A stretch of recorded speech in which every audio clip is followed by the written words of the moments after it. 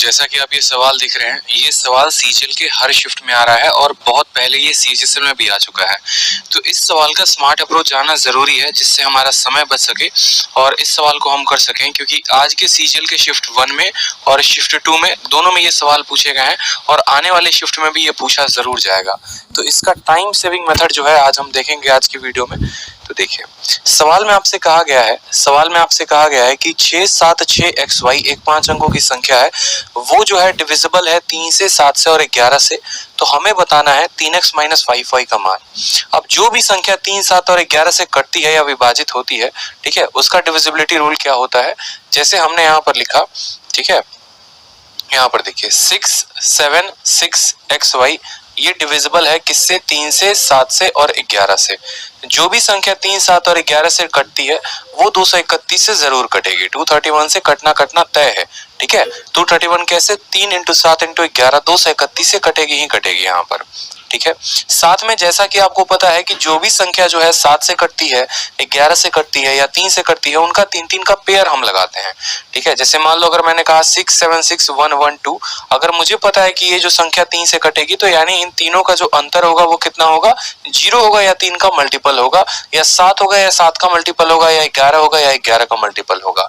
लेकिन अगर तीनों संख्याएं से कट रही हैं तो ये इसका डिफरेंस जो है वो 231 का मल्टीपल होगा, ठीक है। तो यहाँ पर हम कह सकते हैं यहाँ 3 का पेयर बनाकर, ठीक है। यहाँ पर 0 है तो 0 को रहने दो, कोई दिक्कत की बात नहीं है। 6XY में से हम कितना घटाएंगे, 61 घटाएंगे, तो ये जो है 231 से कटेगा ही कटेगा, या 231 शेषफल देगा, और प्लस 11 और 7 का जो है यहाँ पर आप क्या करेंगे, मल्टीपल बोल देंगे यहाँ पर, ताकि ये आपके काम को आसान कर देगा।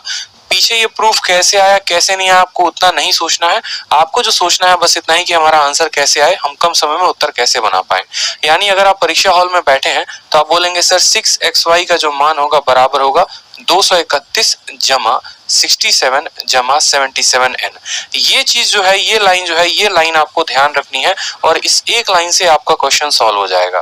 फिर से मैं मिटाकर लिखता हूं, आपको कितना कुछ लिखना है अपने पेपर में।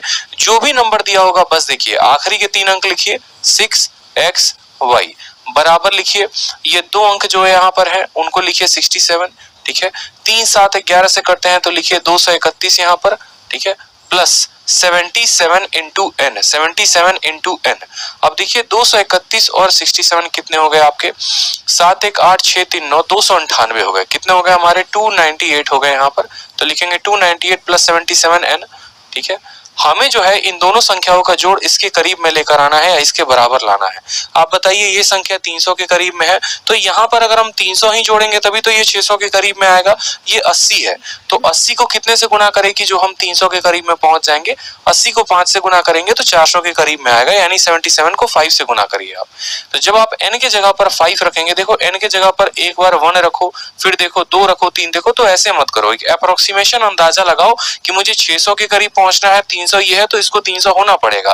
300 होने के लिए n के जगह पर मैं कितने से गुना करूंगा, यहाँ पर 5 से गुना करूंगा, ठीक है। तो यहाँ पर आपने देखा 298 और 77 का 5 गुना कितना, 70 का 5 गुना 350, ठीक है, और 7 का 5 गुना 35 यानी 335, यानी यहाँ पर, ठीक। 8, 5, 13, 9, 3, 12, ठीक है,